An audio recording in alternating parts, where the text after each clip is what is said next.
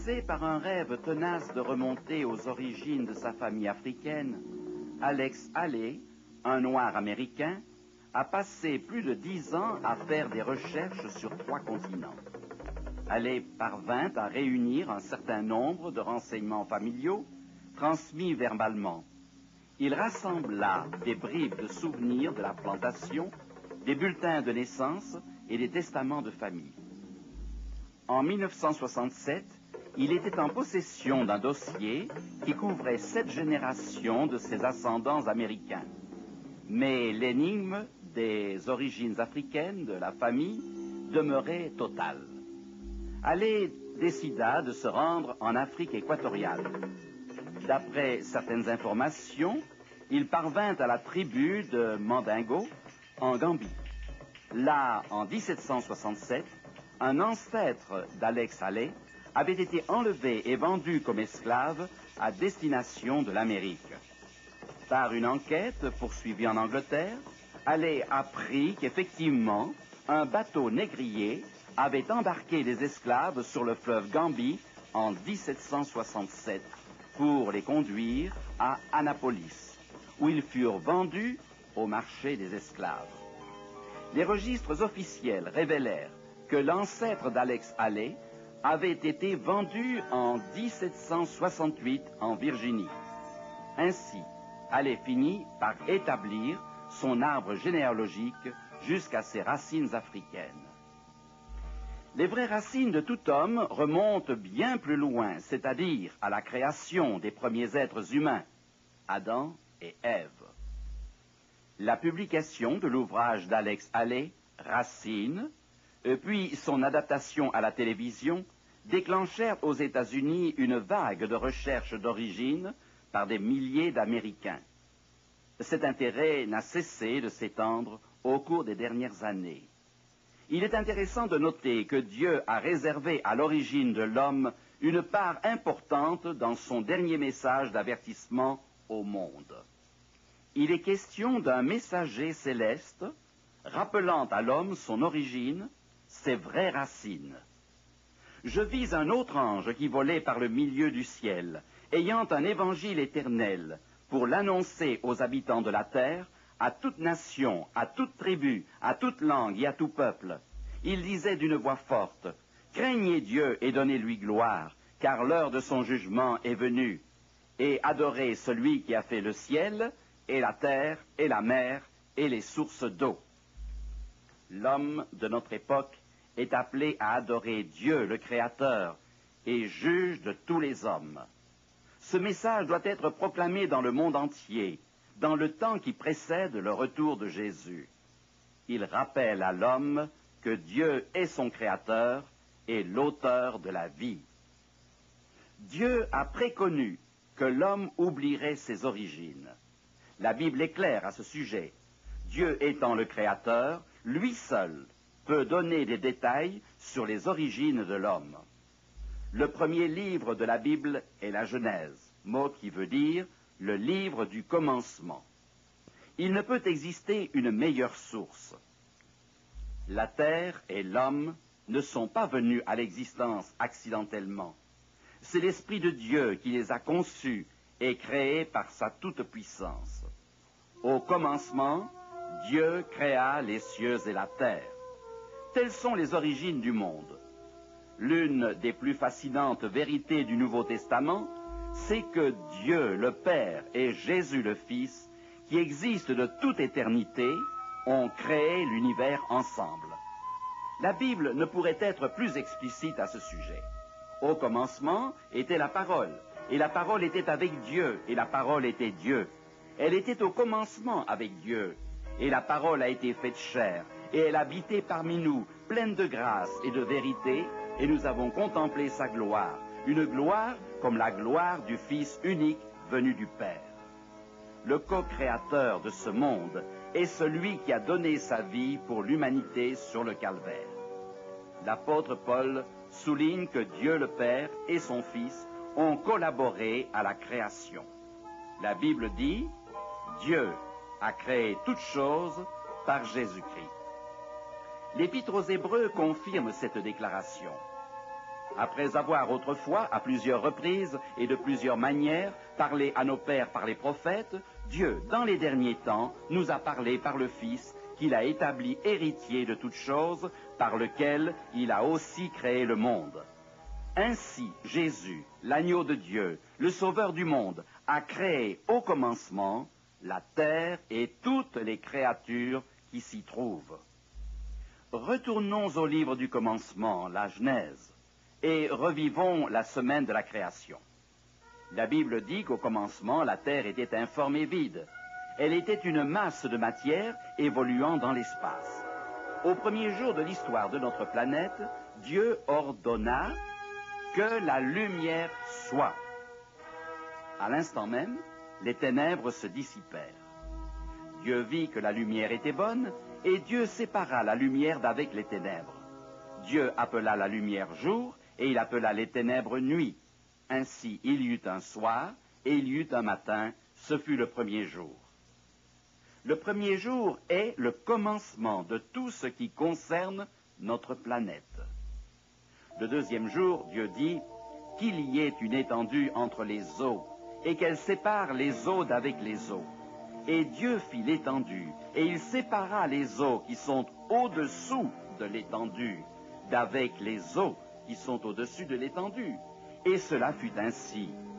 Dieu appela l'étendue ciel, ainsi il y eut un soir, et il y eut un matin, ce fut le second jour. Dieu fit le ciel, alors que le deuxième jour tirait à sa fin. À ce moment-là, des eaux et un épais brouillard enveloppaient la terre. Le troisième jour, la voix de Dieu se fit entendre, que les eaux qui sont au-dessous du ciel se rassemblent en un seul lieu et que le sec apparaisse. Instantanément, les continents, les îles et les plages prirent forme. Dieu appela le sec terre et l'ensemble des eaux mer. L'œuvre du troisième jour n'étant pas encore achevée, Dieu reprit la parole. Que la terre produise de la verdure, de l'herbe portant de la semence, des arbres fruitiers donnant du fruit selon leur espèce et ayant en eux leur semence sur la terre. Les collines et les vallées se couvrirent d'herbes, de fleurs, de buissons et d'arbres. La Bible dit que Dieu créa toutes choses pour son plaisir. Quelle joie que la sienne, alors qu'il produisait les fleurs et les arbres dans leur sublime beauté. Il leur donna aussi la possibilité de se reproduire selon leur espèce.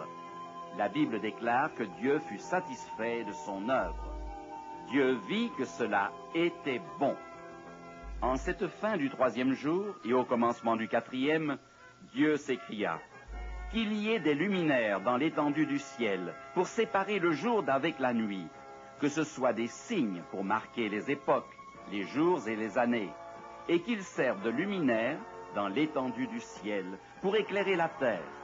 Et cela fut ainsi. Dieu fit les deux grands luminaires, le plus grand luminaire pour présider au jour et le plus petit luminaire pour présider à la nuit. Il fit aussi les étoiles. Dieu les plaça dans l'étendue du ciel pour éclairer la terre, pour présider au jour et à la nuit, et pour séparer la lumière d'avec les ténèbres. Les nuages se dispersèrent. Le brouillard qui enveloppait la terre se dissipa alors que les rayons du soleil, devenus ardents, réchauffaient la terre et la rendaient resplendissante de lumière et de couleur. Pour la première fois, la beauté de ce monde éclata. 4 jours auparavant, la terre, vide, n'était couverte que d'eau et de formes chaotiques. Maintenant, le tout était transformé en un paradis. Dieu vit que cela était bon. Ainsi il y eut un soir et il y eut un matin. Ce fut le 4e jour. Au crépuscule du 4e jour, un tapis étincelant d'or, d'orange et de rouge disparaissait lentement dans l'ombre de la nuit. La lune brillait sur la mer et les lacs, la voûte céleste scintillait d'une multitude d'étoiles. Quel tableau! Malgré toute sa beauté, Aucun son n'était perçu, si ce n'était celui de la brise agitant légèrement les branches ou le clapotis des vagues sur les plages. Toutefois, Dieu n'avait nullement l'intention de créer une planète vide.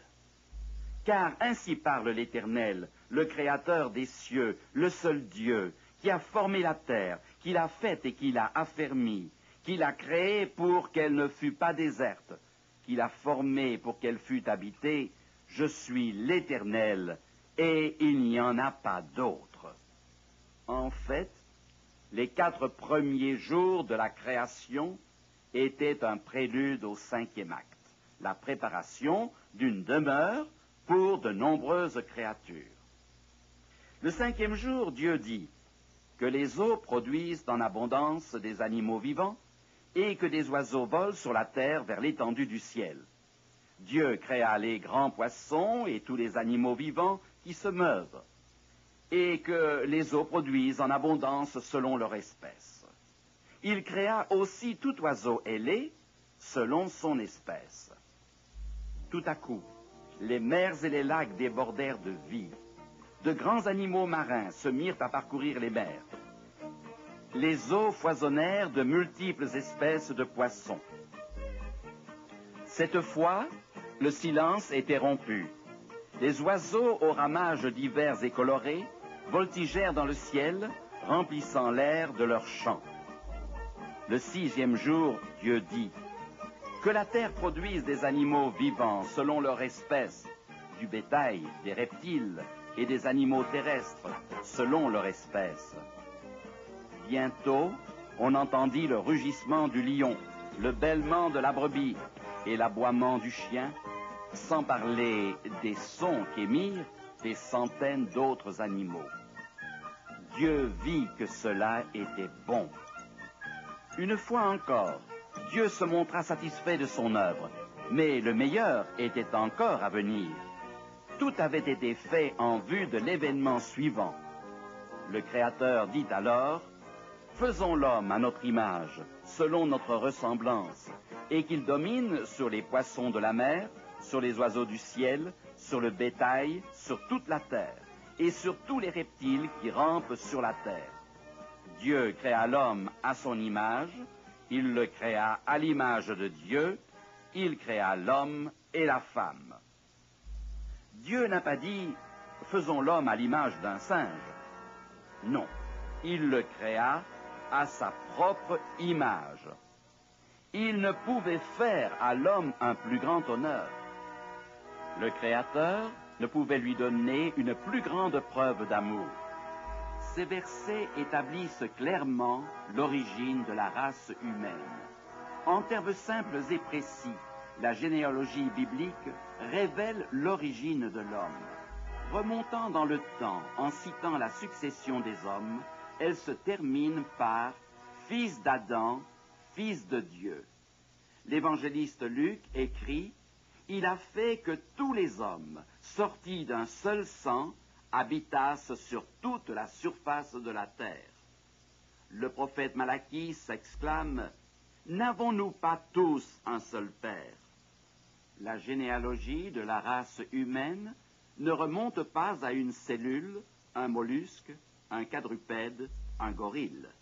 Elle remonte au Créateur qui a fait l'homme à son image.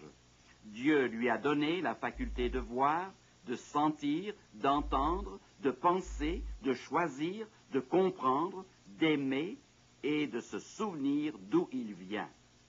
Le psalmiste s'exclamait « Tu l'as fait de peu inférieur à Dieu, et tu l'as couronné de gloire et de magnificence. » La race humaine est le chef-d'œuvre de la création, l'expression de l'amour suprême que Dieu désirait partager.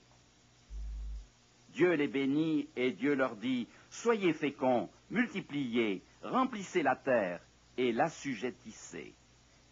Et dominez sur les poissons de la mer, sur les oiseaux du ciel et sur tout animal qui se meut sur la terre. » L'homme fut appelé à être le maître de la terre. Pour Adam et Ève, Dieu avait préparé un magnifique jardin.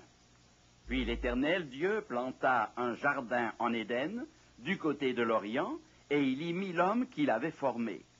Après la création d'Adam et Ève, le 6e jour, la Bible dit « Ainsi furent achevés les cieux et la terre, et toute leur armée. » Dieu contempla l'œuvre de ses mains.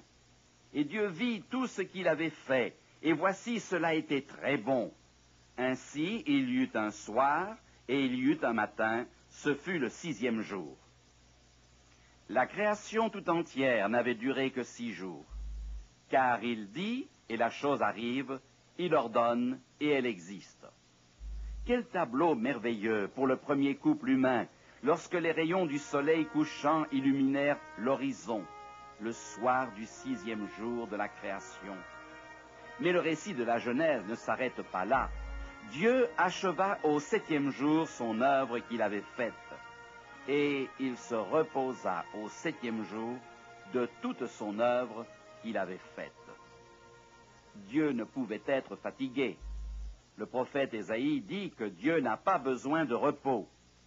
L'œuvre créatrice était achevée. L'expression « Dieu s'est reposé » signifie qu'il a contemplé avec satisfaction l'œuvre de sa parole. En ce 7e jour, l'Éternel fit encore plus. Dieu bénit le 7e jour et le sanctifia, parce qu'en ce jour, il se reposa de toute son œuvre qu'il avait créée en la faisant. D'abord, il bénit le 7e jour. Ce jour devait être en bénédiction pour toutes ses créatures. Puis il sanctifia le 7e jour. Il le mit à part. Dieu proclama que le 7e jour serait le mémorial de la création, un jour qui rappellerait à l'homme ses origines. Lorsque nous mettons à part le 7e jour pour adorer notre Créateur, nous nous rappelons d'où nous venons et où nous allons. Nous restons unis à celui qui nous a créés.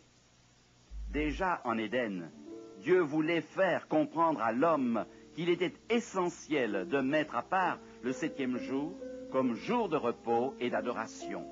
Il mit à part ces heures bénies pour être plus particulièrement en communion avec ses créatures. Chaque semaine, le 7e jour, Adam et Ève devaient célébrer la création du monde. Malheureusement, le péché rompit cette communion de l'homme avec son Dieu et le sépara de son Créateur. Au temps de Moïse, les Israélites, descendants du patriarche Jacob, étaient esclaves en Égypte. Ils oublièrent leurs origines et le jour spécial désigné par Dieu pour communier avec ses enfants. Mais Dieu conçut un plan pour rappeler la solennité du jour de repos. Il appela Moïse à faire sortir son peuple d'Égypte et à le conduire dans le pays de Canaan. Alors qu'ils traversaient le désert du Sinaï, les Israélites furent à court de nourriture et Dieu pourvut miraculeusement à leurs besoins en faisant tomber du ciel la manne pendant 40 ans. Dieu répandit quotidiennement la manne les 6 premiers jours de la semaine. Le 7e, il n'y eut jamais rien à recueillir. Dieu tenait à leur faire savoir que celui qui les avait fait sortir d'Égypte était aussi leur Créateur. Dieu désirait provoquer en eux le souvenir de leurs origines. Il leur rappelait le jour commémoratif de la création du monde. Dieu avait donné des instructions précises concernant la manne. Pendant 6 jours, vous en ramasserez, mais le 7e jour, qui est le sabbat, il n'y en aura pas. Une double portion tombait le vendredi. Quelques-uns, n'ayant pas tenu compte des instructions divines, sortirent le jour du sabbat pour ramasser la manne. Mais ils ne trouvèrent rien. Aussi Dieu leur demanda-t-il, « Jusque à quand refuserez-vous d'observer mes commandements et mes lois ?» Le sabbat fut établi à la création et observé par le peuple de Dieu bien avant l'Exode. Les lois et les commandements de Dieu furent donnés à l'homme bien avant le Sinaï. Mais c'est devant Moïse qu'au sommet de la montagne, Dieu grava de son doigt les 10 commandements sur 2 tables de pierre afin de les rappeler à l'humanité. Un des commandements fut donné pour aider les Israélites à se souvenir éternellement des bienfaits de la communion avec leur Créateur. Le 4e commandement commence par cette courte interpellation. Souviens-toi. Voici le texte complet du 4e commandement. Souviens-toi du jour du repos pour le sanctifier. Tu travailleras 6 jours et tu feras tout ton ouvrage. Mais le 7e jour est le jour du repos de l'Éternel ton Dieu. Car en 6 jours l'Éternel a fait les cieux, la terre et la mer, et tout ce qui est contenu, et il s'est reposé le 7e jour. C'est pourquoi l'Éternel a béni le jour du repos et l'a sanctifié. Dieu demanda à l'homme de se rappeler que le mémorial de la création est le 7e jour, un mémorial aussi vieux que le monde. En se souvenant du sabbat, on se souvient du Créateur. Dieu promit à son peuple de nombreuses bénédictions s'il lui obéissait, ensuite de la commémoration du sabbat, mémorial de la création.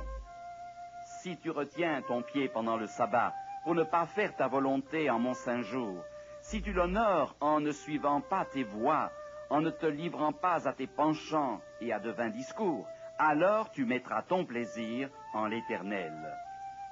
Si l'homme s'était toujours souvenu de ce mémorial, bien des problèmes qui le troublent aujourd'hui n'auraient jamais surgi. Une vie sans Dieu est souvent misérable et sans but. Elle provoque une crise d'identité. Si l'on avait continué à observer le sabbat, il n'y aurait eu personne pour croire aux théories évolutionnistes. Il n'y aurait pas eu de sceptiques et d'athées. Alors que nous suivons l'histoire du peuple d'Israël, nous découvrons qu'il oublia ce que Dieu lui avait demandé. Il oublia de lui donner gloire et louange en son saint jour, et alla jusqu'à adorer des dieux de pierre ou de bois. Il perdait continuellement de vue ses origines. Il y eut cependant au cours des siècles des périodes de retour à l'observation du sabbat. Des prophètes de Dieu ramenaient l'attention de l'homme vers l'adoration de son Créateur. Ésaïe le prophète souligna que le sabbat n'était pas seulement destiné au peuple d'Israël, loin de là. Dieu ne limitait pas une telle bénédiction à une seule race. Il invitait tous les peuples à se souvenir du sabbat pour le célébrer avec lui. Les étrangers qui s'attacheront à l'Éternel pour le servir, pour aimer le nom de l'Éternel, pour être ses serviteurs, tous ceux qui garderont le sabbat pour ne pas le profaner et qui persévéreront dans mon alliance, je les amènerai sur ma montagne sainte et je les réjouirai dans ma maison de prière. Leurs holocaustes et leurs sacrifices seront agréés sur mon autel, car ma maison sera appelée une maison de prière pour tous les peuples. Nulle part dans la Bible, le sabbat n'est appelé le sabbat des Juifs. Jésus lui-même a précisé que c'était un jour pour tout le genre humain lorsqu'il déclara « Le sabbat a été fait pour l'homme et non l'homme pour le sabbat ». Dieu a dit dans ses commandements « Le 7e jour est le jour du repos de l'Éternel ton Dieu ». C'est pourquoi Dieu l'a appelé, par la bouche d'Ésaïe, « mon saint jour ». Jean le désigne comme étant le jour du Seigneur. Le sabbat est plus qu'un mémorial de la création et du Créateur. Il est un signe entre Dieu et l'homme. Je leur donnai aussi mes sabbats comme un signe entre moi et eux, pour qu'ils connussent que je suis l'Éternel qui les sanctifie. Celui qui a sanctifié le sabbat lors de la création peut de même sanctifier l'homme. Pouvoir de créer et pouvoir de sanctifier sont des capacités de notre Créateur et Sauveur. Sanctifiez mes sabbats et qu'ils soient entre moi et vous un signe auquel on connaisse que je suis l'Éternel votre Dieu. En observant le sabbat, nous déclarons à la face du monde que le Seigneur est notre Dieu et notre Créateur. Le sabbat a été établi et célébré avant que le péché ne soit commis, et le sabbat sera également célébré lorsque le péché sera banni de cette terre.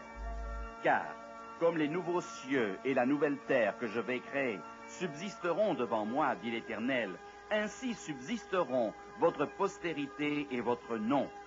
À chaque nouvelle lune et à chaque sabbat, toute chair viendra se prosterner devant moi, dit l'Éternel. Pendant l'éternité, le peuple de Dieu célébrera le sabbat en l'honneur de son Créateur et Rédempteur. Il est raisonnable que le sabbat, célébré avant l'entrée du péché dans le monde et qui sera à l'honneur sur la nouvelle terre, soit dès aujourd'hui mis à part par le peuple de Dieu. Si quelque incertitude devait encore subsister dans votre esprit concernant Dieu et le sabbat, nul doute que l'exemple de Jésus, lorsqu'il était sur la terre, puisse apporter la lumière sur la question. Il se rendit à Nazareth, où il avait été élevé, et selon sa coutume, il entra dans la synagogue le jour du sabbat. Il se leva pour faire la lecture, et on lui remit le livre du prophète Ésaïe. La Bible dit que c'était la coutume de Jésus de se rendre à la synagogue le jour du sabbat. Mais, direz-vous, quel est le jour du sabbat? Avons-nous une certitude à ce sujet? Au mot sabbat, le dictionnaire Larousse indique « 7e jour de la semaine ». Le sabbat de la création est demeuré le 7e jour de la semaine. Si ce jour avait été changé d'Adam à Moïse, Dieu l'aurait rectifié lorsqu'il écrivit les 10 commandements au Sinaï. Et si le jour du sabbat n'avait plus eu sa valeur entre Moïse et Jésus-Christ, celui-ci aurait sûrement mis les choses au point. Les Juifs dispersés sur la terre ont toujours gardé la semaine de 7 jours. Les Juifs pratiquants observent aujourd'hui encore le sabbat, 7e jour de la semaine, ou samedi, d'un coucher de soleil à l'autre. L'identité du jour de repos n'a jamais été mise en doute durant la vie de Jésus sur la terre. La seule question controversée était de savoir comment l'observer. Les rabbins avaient faussé l'observation du sabbat par toutes sortes de règlements limitatifs et insupportables. Jésus s'est efforcé d'éliminer les exigences humaines en démontrant la raison et la valeur du sabbat. Lorsqu'on lui a reproché de transgresser le sabbat parce qu'il avait guéri des malades en ce jour-là, il répondit « Combien un homme ne vaut-il pas plus qu'une brebis? Il est donc permis de faire du bien les jours de sabbat. » La Bible rapporte qu'il a guéri des hommes et des femmes ce jour-là. Les vraies raisons d'observance du sabbat sont de nous maintenir en santé, nous libérer du mal, de préjugés et de l'égoïsme, rechercher la paix du cœur, restaurer en nous l'image de Dieu, nous placer en communion avec notre Créateur et être en bénédiction à notre prochain. Telle fut la mission du Christ sur la terre, et tel a été plus tard le comportement de ses disciples. C'est dans un moment dramatique que les disciples de Jésus se reposèrent le sabbat selon le commandement de Dieu. Ils attendirent la fin de ce jour pour oindre le corps de Jésus. C'était le jour de la préparation et le sabbat allait commencer. Les femmes qui étaient venues de Galilée avec Jésus accompagnèrent Joseph, virent le sépulcre et la manière dont le corps de Jésus y fut déposé. Et, s'étant retournées, elles préparèrent des aromates et des parfums. Puis elles se reposèrent le jour du sabbat selon la loi. La veille du sabbat, la mort de Jésus les avait consternées. Ils l'avaient vu mourir après d'atroces souffrances. Leurs espoirs reposaient maintenant dans une tombe. Tout ce qu'il leur restait à faire était d'embaumer le corps de Jésus. La Bible dit, le premier jour de la semaine, elles se rendirent au sépulcre de grand matin, portant les aromates qu'elles avaient préparés. Jetons un dernier regard sur les événements de ces 3 jours mémorables. Le jour de la préparation, le vendredi, Jésus est mort et les femmes préparèrent les aromates et les parfums. Le jour du sabbat, le samedi, les femmes se reposèrent selon la loi et Jésus fit de même dans la tombe. Le premier jour de la semaine, le dimanche, les femmes vinrent oindre Jésus et trouvèrent le tombeau vide. Jésus était ressuscité. La Bible mentionne donc 3 jours. Le jour de la préparation au vendredi. Ensuite, le premier jour de la semaine, qui fut celui de la résurrection de Jésus, et entre les deux, le samedi, appelé dans la Bible le sabbat. Résumons. Christ fut crucifié le vendredi. Son œuvre de rédemption était achevée. Il se reposa dans le tombeau le jour du sabbat. Puis il ressuscita le premier jour de la semaine, qui fut appelé plus tard dimanche. Dans la mort, le Christ observa donc le repos du sabbat. Aujourd'hui encore, sauvés par grâce, il nous importe de connaître l'importance des jours de la semaine. Ne pas sanctifier le sabbat, c'est porter atteinte à deux événements capitaux, la proclamation de la loi au Sinaï et le calvaire. Il est donc de toute importance de savoir quel est celui des 7 jours qu'il faut observer. Comment pouvons-nous voir ses disciples refuser de profaner les heures sacrées du jour du repos, même pour un acte d'amour? Comment pouvons-nous le voir mourir sur la croix parce que la loi ne connaît aucun compromis, même pour sauver sa propre vie? Comment pouvons-nous accepter le crucifié de Golgotha et dire « peu importe le jour » ? La Bible dit bien « souviens-toi ». Pourtant, un grand nombre de croyants ont oublié. Ce n'était pas le dessein de Dieu. Jésus s'attendait à ce que les chrétiens observent le sabbat. Parlant des événements tragiques de la destruction de Jérusalem, Jésus a dit « Priez pour que votre fuite n'arrive pas en hiver, ni un jour de sabbat ». Jésus s'attendait à ce que les chrétiens de l'an 70 de notre ère célèbrent encore le sabbat. Effectivement, le Nouveau Testament montre que les disciples de Jésus ont observé le sabbat après sa résurrection. Paul et Silas passèrent par Amphipolis et Apollonie, et ils arrivèrent à Thessalonique, où les Juifs avaient une synagogue. Paul y entra, selon sa coutume. Pendant 3 sabbats, il discuta avec eux d'après les Écritures. Alors que Paul prêchait un jour de sabbat dans la synagogue, quelques personnes lui demandèrent de prêcher à nouveau le sabbat suivant. La Bible dit, lorsqu'ils sortirent, on les pria de parler le sabbat suivant sur les mêmes choses. Le sabbat suivant, presque toute la ville se rassembla pour entendre la parole de Dieu. Le livre des Actes des Apôtres mentionne 84 réunions que Paul a tenues le jour du sabbat. Le sabbat marque d'un fil rouge l'histoire de la Genèse à l'Apocalypse. Le livre de l'Apocalypse définit les caractéristiques de ceux qui se préparent pour le retour en gloire de Jésus-Christ. C'est ici la persévérance des saints qui gardent les commandements de Dieu et la foi en Jésus. Jésus dit, « Si vous m'aimez, gardez mes commandements. » Et un de ces commandements nous dit de nous souvenir du sabbat. C'est un signe perpétuel entre l'homme et Dieu. Le même Jésus qui nous demande de nous souvenir, nous tend ses mains percées sur la croix et nous invite à le suivre. Acceptons donc cet appel aujourd'hui et suivons-le partout où il nous conduira.